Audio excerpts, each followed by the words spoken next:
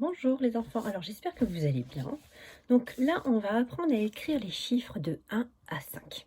Donc, on va d'abord commencer par s'échauffer nos petits doigts. Alors, on va d'abord jeter de l'eau. On esclabousse tout le monde. Vous pouvez esclabousser papa, maman, la petite sœur, le petit frère. Vous esclaboussez. Et ensuite, on va faire un petit peu de piano. Alors, hop, normalement on le fait sur la table, mais moi vous ne voyez pas ma table. Alors, moi je le fais dans le vide.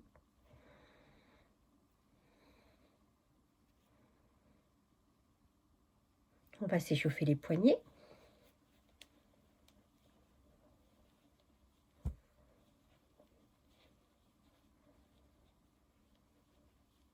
Alors, vous savez qu'il est important de se tenir bien pour écrire. Et on tient bien son crayon en faisant notre petite pince. Alors, pour apprendre à écrire les chiffres, on va utiliser des petits animaux. Donc, on se retrouve tout de suite. Donc, voilà nos petits animaux. Alors, si tu as des difficultés, tu peux toujours prendre des petits objets de la maison, des cuillères, des lacets, pour faire les chiffres. On n'est pas obligé de passer par l'écriture tout de suite. Alors, là, tu vois, c'est le hérisson. Alors, le hérisson, il va nous permettre d'apprendre à écrire le nombre 1. Donc, on commence au nez du hérisson et on va suivre son front, donc jusqu'en haut de son front. Alors, je vais lever mon crayon pour pas que ça fasse arrondi ici. Comme je veux que ça soit bien piquant en haut, je lève mon crayon, puis je reprends et je descends le long de sa tête jusque ses pattes. Alors, on va le faire à côté. Donc, hop, je commence au nez du hérisson, je monte le long de son front, je lève mon crayon, puis je descends le long de sa tête jusque ses pattes. Et voilà, on a écrit le nombre 1. Alors, tu vois, si j'avais pas levé mon crayon en haut pour faire la pointe, ça aurait fait ça. Et ça, c'est pas un beau 1. Alors, on va recommencer encore une fois. On commence au nez du hérisson, on monte le long de son front. On lève notre crayon, puis on descend le long de sa tête jusque ses pattes. Et voilà, on a écrit le nombre 1. Alors, maintenant, on va faire le nombre 2. Alors, le nombre 2, c'est un écureuil. Donc, pour l'écureuil, on démarre sur le bout de sa queue, puis on tourne, on tourne, on tourne, on tourne, on tourne, on tourne, on tourne, et on va descendre le long de son dos, jusque ses pattes.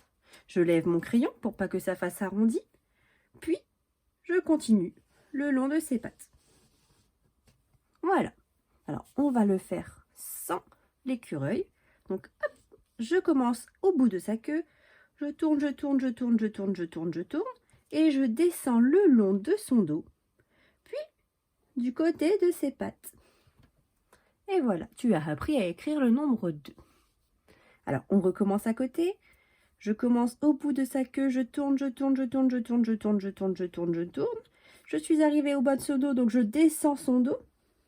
Je lève mon crayon pour faire la pointe, puis je pars sur le côté de ses pattes.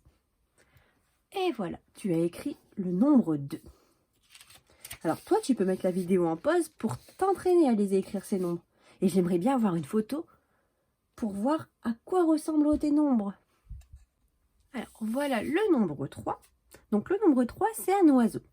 Alors l'oiseau, il faut faire attention parce que le 3, il se passe à droite. Il va toujours regarder vers là-bas. Alors, il peut arriver que tu le fasses à l'envers. C'est pas très grave, on est là pour apprendre. Donc, c'est possible que des fois, tu le fasses dans ce sens. Mais comme tu vois, c'est pas la même chose. Mais c'est pas grave, tu vas certainement te tromper, mais c'est pas important. Le but, c'est justement de l'apprendre et c'est en faisant des erreurs qu'on apprend. Alors, pour écrire le 3, on commence le long de sa tête. Et on tourne, on tourne, on tourne, on tourne, on tourne, on tourne, jusqu'en bas de sa tête. Et ensuite, on va faire le tour de son corps, jusque ses pattes, et en tournant. Alors, on va le faire en dessous. Donc, on commence au niveau de sa tête, on tourne en suivant le contour de la tête de l'oiseau. On arrive à son cou, puis on descend le long de son corps, jusque ses pattes. en tournant. Alors, tu vois, il est tout facile le 3. Il faut juste faire attention à ce qu'il soit toujours à droite et pas à gauche. Allez, on recommence une fois.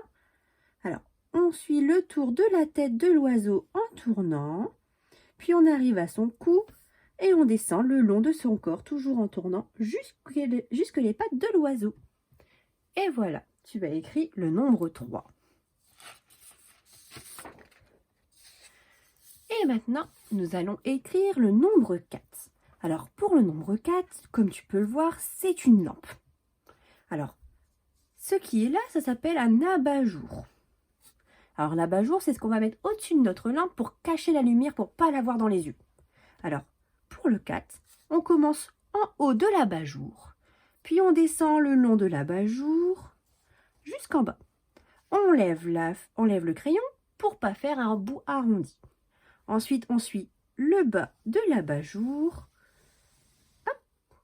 Et on va lever notre crayon pour faire le pied du 4. Alors, pour faire le pied du 4, c'est facile. On suit le pied de l'abat-jour, de la lampe, pardon.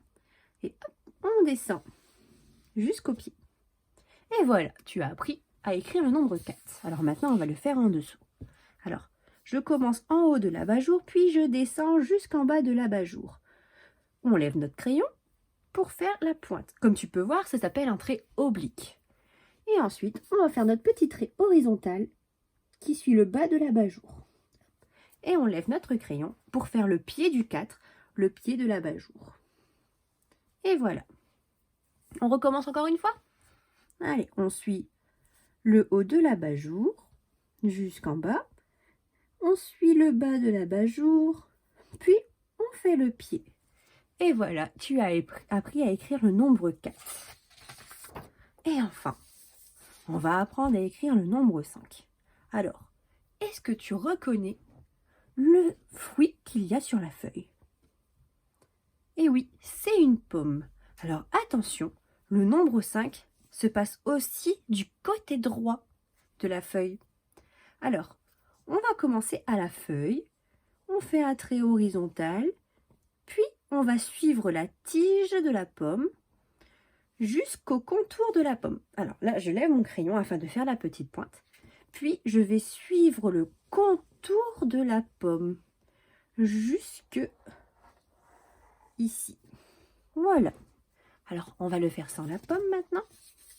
Alors, on fait la feuille, on descend par la tige, on lève le crayon, puis on vient faire le contour de la pomme.